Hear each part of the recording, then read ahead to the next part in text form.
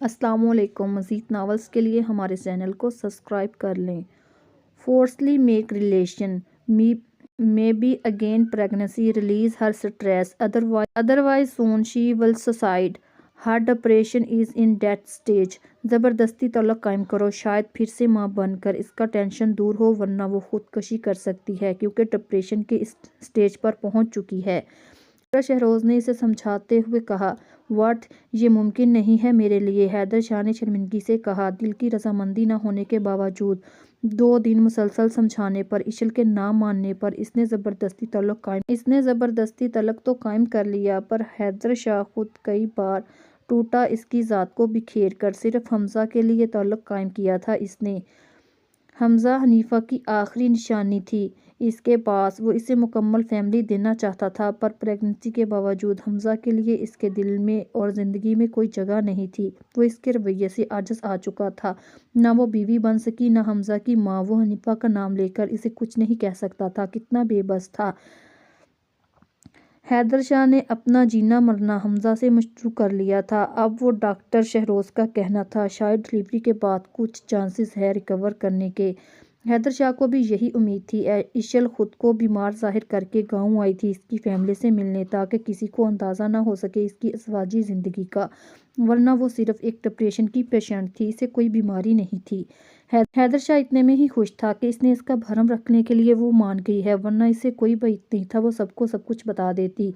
زندگی میں جن جن چیزوں کی خواہش تھی لگتا تھا ہاتھ بھر کے فاصلے پر ہے، ہاتھ بڑھاؤ تو مل جائیں گی، پر ہاتھ بڑھانے پر پتہ چلتا ہے مٹھی بھرے کے فاصلے پر تھی خوشیاں، وہ مٹھی سے ریت کی مانند پھسلتی چلی گئی۔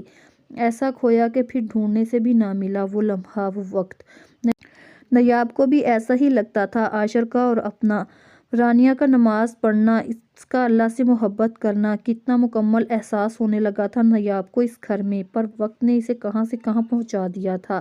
کئی دن سے عاشر دیر سے آتا صبح چلا جاتا، آج بھی پروجیکٹ میں مصروف تھا، یہی بتایا تھا اس نے نیاب کو۔ گھر کی طرف اور خاص کر رانیہ کی طرف سے اس نے دھیان نہیں دیا، نیاب تو ویسے ہی اس کی زندگی کا حصہ تھی جسے جب ضرورت پڑتی استعمال کرتا ورنہ رکھ کر بھول جانے کی مثال تھا، پر نیاب کے کسی لمحے پر گرفت نہیں تھی جو اسے کچھ کہہ سکتی۔ رات 2 بجے عاشر کمرے میں آیا، نیاب اور رانیہ ساتھ سوئی ہوئی تھی، وہ خاموشی سے صوفے پر سو گیا۔ صبح 11 بجے اس کی آنکھ کھلی، نیاب کھڑکی کے پاس کھڑی باہر کا منظر دیکھ رہی تھی، ایک نظر اسے دیکھ کر دوبارہ باہر دیکھنے میں مصروف ہو گئی۔ کیا بات ہے اس طرح کے رویے کا مطلب، اس کا یوں اگنور کرنا ناگوار گزرا اسے۔ عاشر نے چڑھ کر کہا مطلب میں باہر کے منظر دیکھنے میں مصروف ہوں، آپ فریش ہو جائیں، چائے منگوا دوں۔ نیاب نے اس کی چڑ کا نوٹس لیے بغیر سکون سے کہا اچھا میں کچھ اور ہی سمجھا۔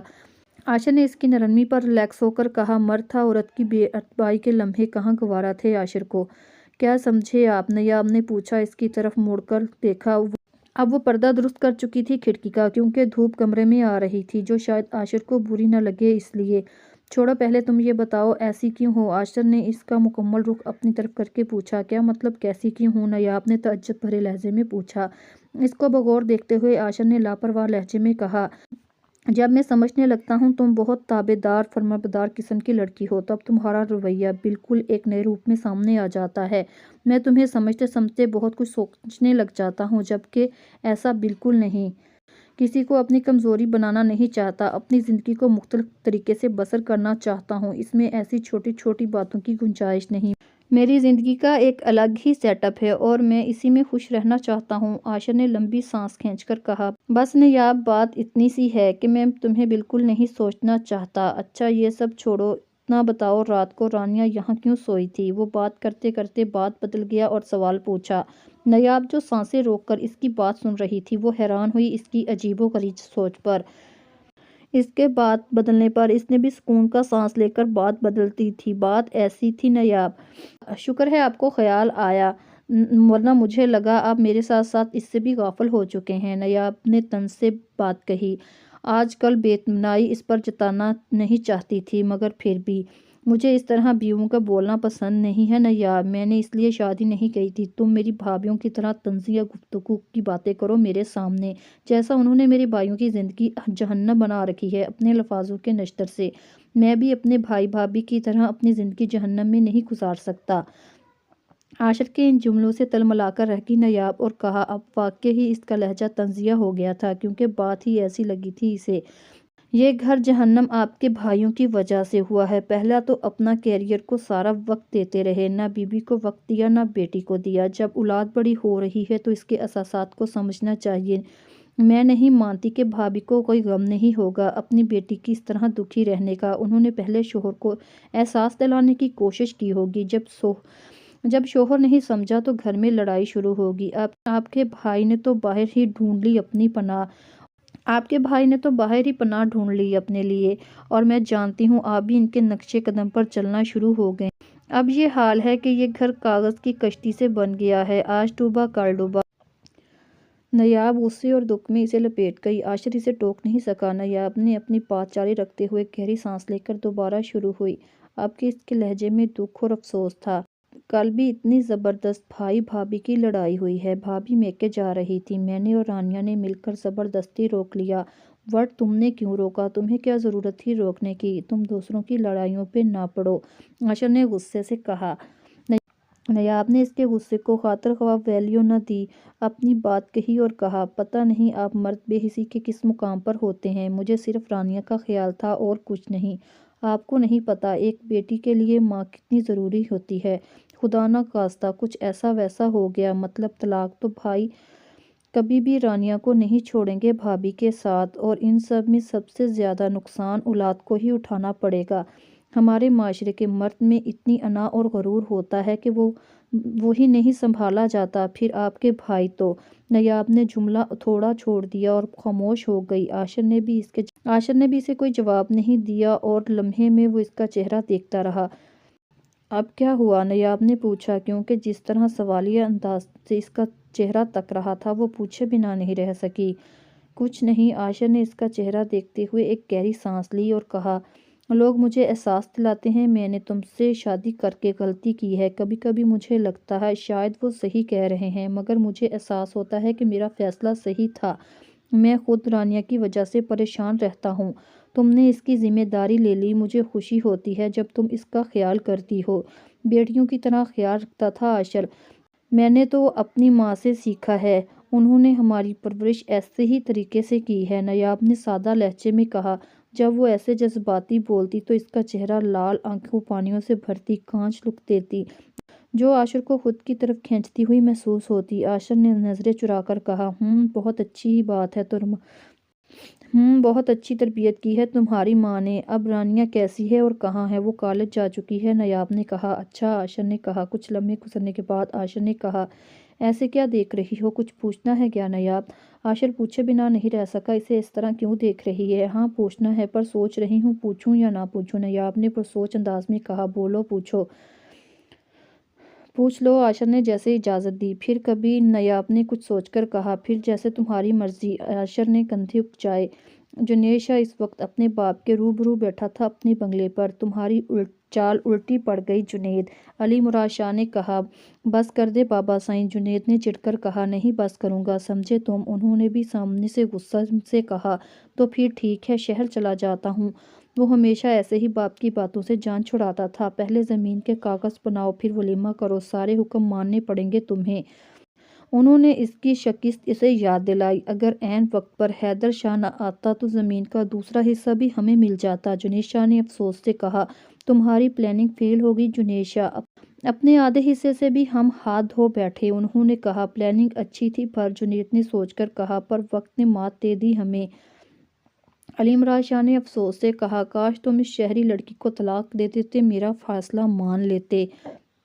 وہ واپس اسی بات پر آ گئے جس کا ان کو دکھ تھا۔ بس کریں بابا سائیں، اپنی بیوی اپنی عزت کو چھوڑ دیتا کبھی نہیں، حیا میری ہے میری رہے گی، اس کی جگہ کوئی نہیں لے سکتا، جنید شاہ نے کہا۔ وہ واضح کر چکا تھا اپنے باپ پر اس کی اہمیت، سارا فساد اسی کی وجہ سے ہوا ہے، انہوں نے غصے سے کہا۔ نہیں، اس کی وجہ سے نہیں ہوا، جنید شاہ نے قناعت سے کہا۔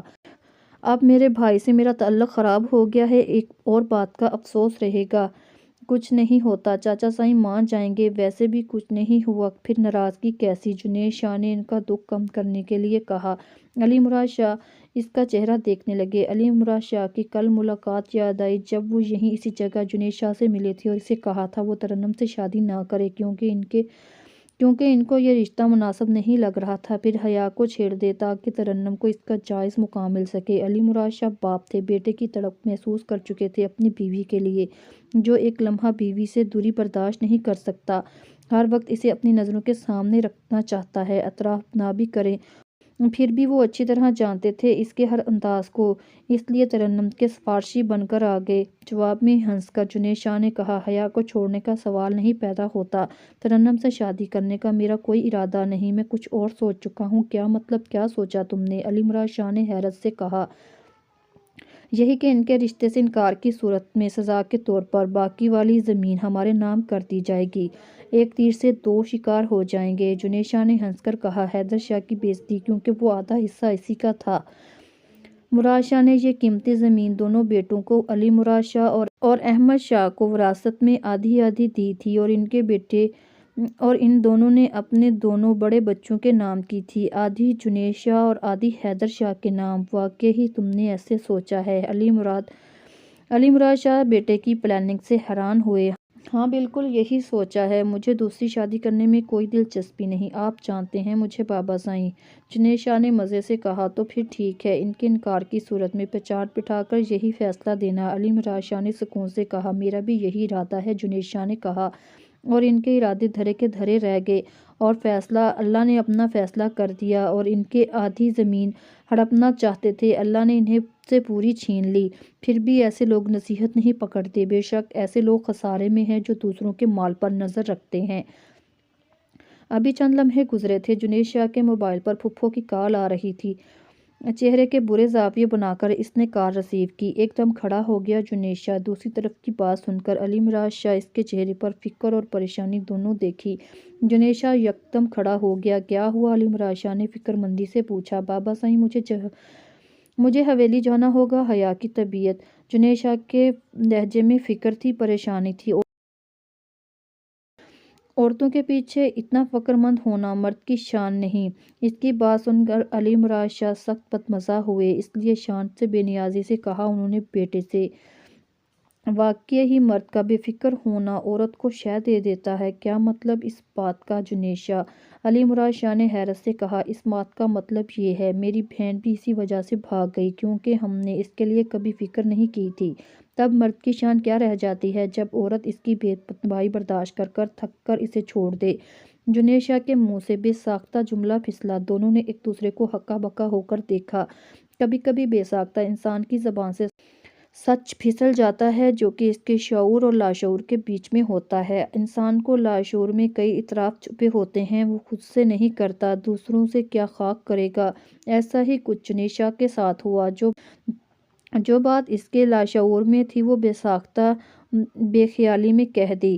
صبا کیا ہماری فکر کرتی یا پرواہ، جب ہم نے ہی اس کے لیے کوئی فکر نہیں کی؟ بابا سائیں اپنے فیصلے اس پر مسلط کیے، یہ جانے بغیر وہ کیا چاہتی ہے۔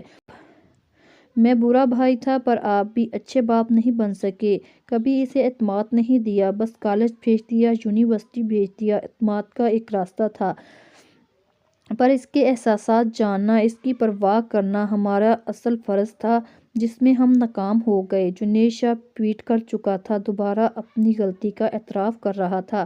ایک ایسا لمحہ بھی آئے گا، کبھی جنید شاہ اپنی غلطی مانے گا، کسی نے سوچا نہیں تھا، پر وقت نے علی مراد شاہ کو سب دکھایا۔ اپنی بیوی کی پرواہ نہ کی کبھی اس شخص نے، کبھی اولاد کی طرف توجہ نہیں دی، جس کا نتیجہ سامنے تھا۔ مکمل دکھتے ان کے بچے اندر سے ادھورے اور کھوکھلے تھے، ان کی شخصیت میں جھول تھا۔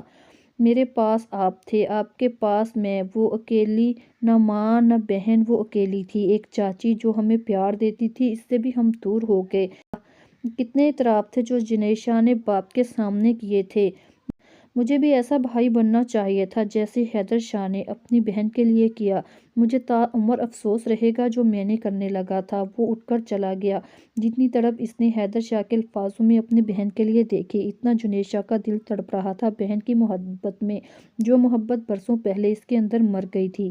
وہ اس لیے چپ ہو گیا تھا پنچایت میں۔ وہ ایک بھائی کی بہن کے لیے تڑپ دیکھ کر اس کے ہونٹوں پر قفل لگ گئے تھے۔ وہ اپنے اندر ہزاروں موت مرا تھا، اپنی بہن کو سوچ سوچ کر۔ یہ سوچ کر اس کا اندر کانپا تھا، اگر واقعی ہی اس کی بہن اس کے ہاتھوں سے قتل ہو جاتی پھر آگاہی کے لمحوں کے بعد وہ کیسے جی پاتا۔ پر جنید شاہ پر اللہ کا کرم تھا جو اسے بچا لیا اللہ نے اس ظلم سے۔ وہ اندر ہی اندر اپنے رب کا شکر گزار تھا جس نے اسے بچا لیا گناہ سے۔ وہ اپنی گاڑی میں بیٹھ چکا تھا، ڈرائیور سے حویلی چلنے کو کہا۔ اسے بہن کا احساس ہو گیا تھا پر بیوی کا احساس ہونا ابھی باقی تھا، پھر بھی کبھی نہیں ہونا تھا، پر یہ وقت نے بتانا تھا۔ وہ لانچ میں صوفے پر بیٹھا مسلسل ماتھا مسل رہا تھا۔ آج کتنا کچھ اسے یاد آیا۔ حنیفہ کے آخری لفظ، یار بہت سکون ہے اس زمین پر، اللہ کے گھر سے ہو کر آیا ہوں، خوش ہوں یار۔ ایشل کی فکر رہتی ہے، خواہش تھی دونوں یہاں ساتھ ساتھ اللہ کے گھر آئیں، بس آفس کی طرف سے موقع مل گیا تو آ گیا۔ ایشل ناراض ہے، اس کا خیال کرنا، سارا غصہ میرے بچے پر نکالے گی، اس کا نہ خیال کر کر جانتے ہو نا، اسے ضدی ہے بہت۔ حنیفہ نے آخری فون پر اس سے کہا تھا۔ وہ سعودی عرب میں تھا، کمپنی کی طرف سے موقع ملا تھا اس لیے آ گیا تھا کیونکہ ابھی ایشل کی ڈیلیوری میں وقت تھا۔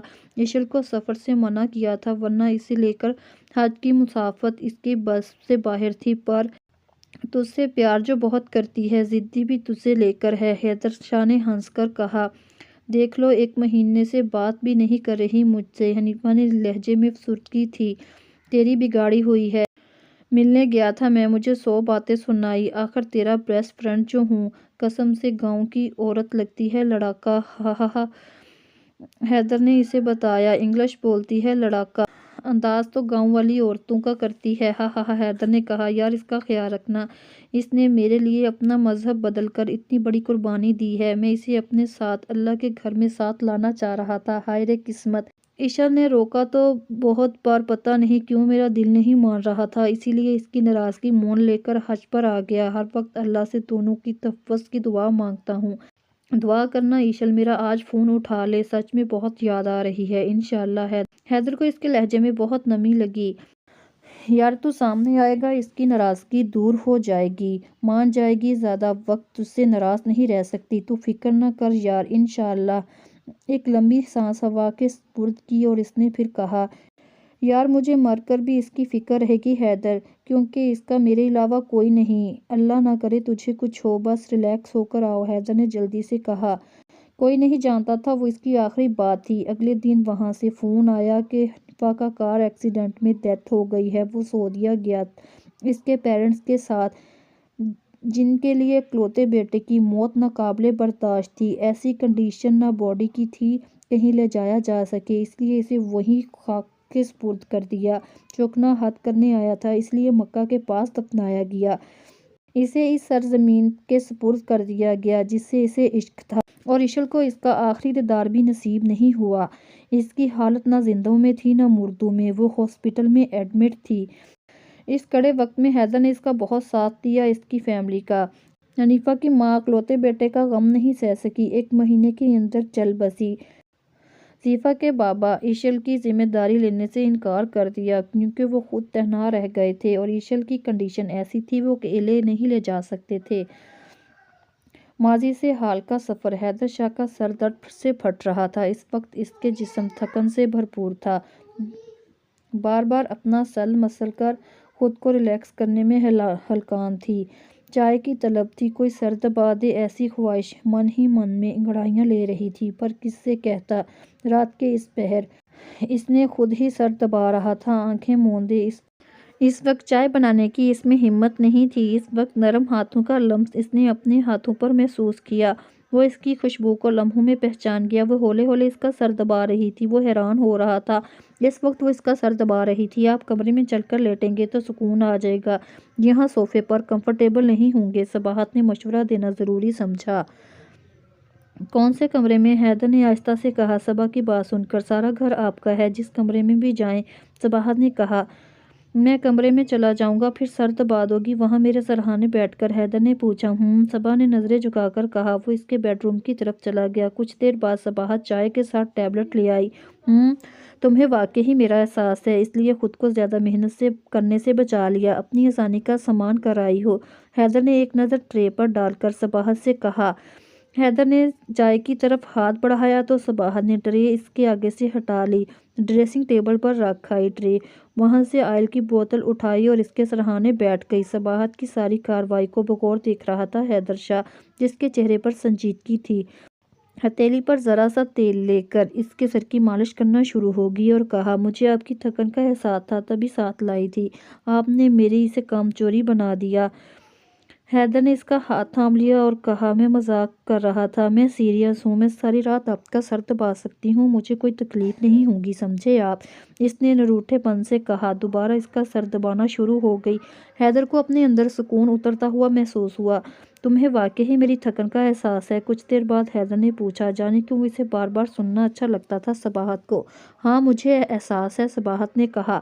تو اتارنے کا سامان بھی تم کر سکتی ہو۔ حیدر کی بات کا مطلب وہ خوب سمجھ رہی تھی۔ کر تو رہی ہوں، اس پر ظاہر کی بغیر بات کا رخ بدل گئی وہ۔ ایسے نہیں، حیدر شاہ نے کہا۔ پھر کیسے؟ صباحت کے ہاتھ سست پڑ گئے۔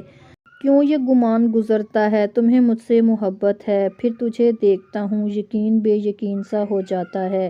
چھوڑ دو، رہنے دو، ایسا نہ ہو کہ زیادہ کے پیچھے ذرا سے بھی ہاتھ دھونا پڑ جائے۔ تم سر دباتی رہو، میرے لیے یہی بہت ہے۔ ایک دم حیدر نے ماحول کو پرسکون کر دیا اور بات بدل دی۔ وہ صباحت کو کسی مشکل میں نہیں ڈالنا چاہتا تھا اپنی راحت کے لیے، اور کچھ دیر میں وہ آنکھیں موند گیا۔ صباحت اس کا سر دباتی رہی، اس کی آنکھیں جھلک رہی تھی۔ میں چاہ کر بھی اپنی صفائی نہیں دیکھ سکتی، آپ کے سنگ آگے نہیں بڑھ سکتی، کیسی بے بسی ہے۔ کافی دیر بعد اس کی نیند سے آنکھ کھلی۔ وہ حیران ہوا صبح اس کا سر دبا رہی تھی۔ یار اب سو جاؤ، میں ریلیکس ہوں، حیدر نے کہا۔ اٹھ کر کھڑا ہوا، اسے اپنی جگہ لٹایا، کمبل اڑا کر لائٹ آف کی، کمرے سے چلا گیا۔ وہ اسے جاتا دیکھ رہی تھی۔ جنید شاہ بغور اس کا چہرہ دیکھ رہا تھا، زرد ہو رہا تھا۔ وہ اسے نڈھال بے حال کئی دفعہ محسوس کر چکا تھا۔ اسے قطعی اندازہ نہیں تھا اتنی جلدی اتنی بڑی خوشخبری وہ اسے دے سکتی ہے، یعنی اس حویلی کا وارث آئے گا۔ اس کا چہرہ مسکرایا، دل میں سکون سا اترتا ہوا محسوس ہوا۔ اب تک اسے ہوش نہیں آیا تھا۔ ڈاکٹر نے اس کے آرام کا خاص خیال رکھنے کو کہا تھا۔ رائما نے اسے پھپھو کے فون سے کال کر کے بلایا تھا، ورنہ پھپھو تو اس کے سامنے نہیں آئی تھی۔ وہ اچھی طرح جانتا تھا وہ اس سے شدید ناراض ہے۔ جنید شاہ کو ان کی بالکل پرواہ نہیں تھی، نہ اس کی ناراضگی کی، کیونکہ جنید شاہ نے کبھی بھی انہیں کوئی امید نہیں دلائی تھی کہ وہ رائما میں دلچسپی رکھتا ہے۔ اگر وہ خود اپنی طرف سے ایسا سوچ رہی تھی تو یہ جنید شاہ کا ہیڈک نہیں تھا۔ رائما کا فکر مند انداز حیا کے لیے جنید شاہ کو پرسکون کر گیا۔ کم از کم کوئی تو ہے جو اس کا خیال رکھے گا اس کی غیر موجودگی میں۔ جنید شاہ نے دوائی کے علاوہ ڈاکٹر سے اس کی کیئر پوچھی تو ڈاکٹر نے ہدایت دیتے ہوئے کہا، سٹریس سے دور رکھیں، کھانے پینے کا خاص خیال رکھیں، ویسے بھی بہت کمزور ہیں۔ چند سیکنڈز میں خاموش ہو کر پھر اس نے دوبارہ کہا، پھر سے اس طرح کے سلوک سے احتیاط کریں، بچے کو نقصان ہو سکتا ہے۔ ڈاکٹر سے رہا نہیں گیا، اس کے گردن کی طرف دیکھ کر اشارہ کرتے ہوئے کہا، جس پر جنید شاہ شرمندہ ہوا۔ وہ اپنے کیے پر شدید نادم ہوا۔ یہ نشان اس نے جان بوجھ کر دیے تھے تاکہ جب آئینہ دیکھے حیا اپنے وجود پر اس کی چھاپ دیکھے اور سب سے زیادہ جنید شاہ کو سوچے اور اسی کا احساس رکھے، پھر چاہے ڈر کی صورت میں ہی کیوں نہ ہو۔ ڈاکٹر اپنی بات کہہ کر جا چکی تھی، پر جنید شاہ اسے کوئی تسلی بخش جواب نہیں دے سکا۔ شاید جنید شاہ کی جگہ کوئی اور مرد ہوتا، ڈاکٹر اسے سخت سناتی، پر جنید شاہ کو کچھ بول کر اپنی شامت نہیں لا سکتی تھی۔ اب وہ انتظار کر رہا تھا کب وہ نیند سے جاگے اور اس کے تاثرات دیکھے اس خوشخبری پر۔ وہ اتنا خوش تھا باپ بن کر، وہ دیکھنا چاہتا تھا وہ کتنا خوش ہوتی ہے ماں بن کر۔ دل کی خاموشی پر نہ جا، راکھ کے نیچے آگ لگی ہے۔ حیا نے دھیرے دھیرے آنکھیں کھولی، اس نے اٹھنے کی کوشش کی، سر بھاری ہو رہا تھا۔ آخری لمحہ یاد آیا، بے ہوش ہونے سے پہلے رائما اسے کچھ کہہ رہی تھی۔ یکدم اٹھ بیٹھی۔ رائما اپنے کمرے میں ہے، کچھ چاہیے؟ جنید شاہ نے کہا۔ حیا نے حیران ہو کر اسے دیکھا اور اسے اپنے قریب دیکھ کر اٹھنے لگی گھبرا کر۔ جنید شاہ نے اس کا ہاتھ تھاما اور کہا، بیٹھو، کچھ چاہیے تو مجھے بتاؤ۔ جنید کا نرم لہجہ اسے حیران کر رہا تھا۔ وہ بیٹھ گئی، پر پاؤں لٹکا کر، اس طرح کہ اس کی پیٹھ ہو گئی جنید کی طرف۔ حیا تم مجھے گلٹی فیل کروا رہی ہو، مجھے افسوس ہے اپنے رویے کا، جو ہوا اسے بھول جاؤ۔ مزید ناولز کے لیے ہمارے چینل کو سبسکرائب کر لیں۔